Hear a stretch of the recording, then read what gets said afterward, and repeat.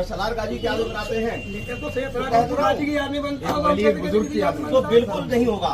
जो चीज है सच्चे वो तो इसीलिए कह रहा हूँ किसी लुटेरे की वह लुटेरा था। सब कुछ छुपाया जा सकता नहीं, ये नहीं छुपा सकते ना, ये चीज नहीं छुपा सकते हैं। नेजा तो ये ग्राम अब्दुल गाजी की याद नहीं बनता। तो याद रखिएगा। और तो वह ये भी बता दो, इतिहास गवाह है कि वह महमूद गजनवी का सेनापति था।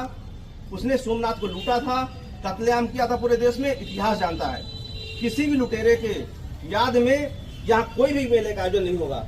अगर किसी ने यह अवैध कृत्य करने की कोशिश की, कठोर कार्रवाई होगी, आप निश्चिंत रहिएगा।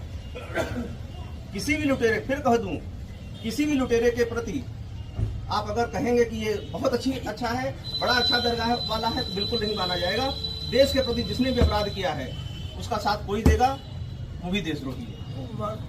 तो इसीलिए परंपरा नहीं, पूरी तिथि जो चली आई थी, आप लोग अज्ञानता में अगर कर रहे थे तो अज्ञानी थे, लेकिन अगर जानबूझ के कर रहे थे तो देशद्रोही थे।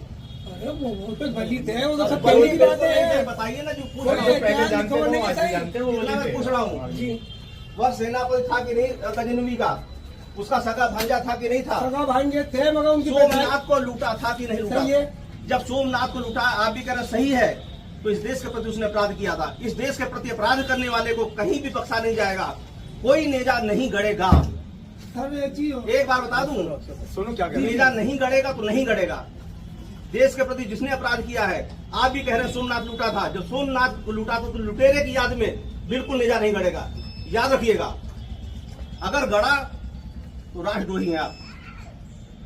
अगर इस देश के हैं, आप भी कह रहे हैं सोमनाथ को लूटा था, लुटेरी की याद में कैसे आप बना सकते हैं? बिल्कुल नहीं बनाएंगे सर। थोड़ी सी फिर भी बात सुन लीजिए सर, पहले सुनिए। बिल्कुल कह रहा हूँ, बिल्कुल नहीं होगा। ठीक है सर। फिर भी आपको लगता है कि नेजा